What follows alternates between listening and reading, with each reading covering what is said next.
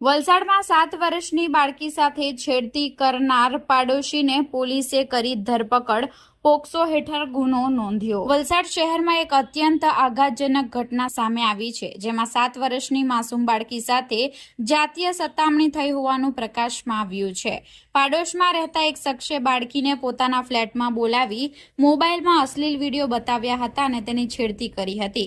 આ મામલે વલસાડ પોલીસે આરોપી વિરુદ્ધ ગુનો નોંધી કાયદેસરની કાર્યવાહી હાથ ધરી હતી। વલસાડ શહેરના એક વિસ્તારમાં રહેતા ફરિયાદી મહિલાની 7 વર્ષની દીકરી ફ્લેટની નીચે પાર્કિંગમાં રમી રહી હતી। તે સમયે તે જ બિલ્ડિંગમાં રહેતા અજીત દનુભાઈ ગાયકવાડ નામના શખ્સે બાળકીને કોઈ બહાને પોતાના ફ્લેટમાં બોલાવી હતી। ફ્લેટમાં બોલાવ્યા બાદ અજીતે બાળકીને પોતાના મોબાઈલમાં ખરાબ વિડીયો બતાવવાનું શરૂ કર્યું હતું। બાળકી ડરી જતા ત્યાંથી ભાગવાનો પ્રયાસ કરવા લાગી, પરંતુ આરોપીએ તેનો હાથ પકડી લીધો હતો।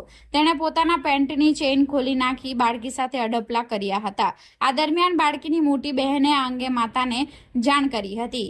માતા ઘટના સ્થળે દોડી ગઈ હતી અને ફ્લેટનો દરવાજો ખખડાવ્યો, પરંતુ આરોપીએ દરવાજો ખોલ્યો નહોતો।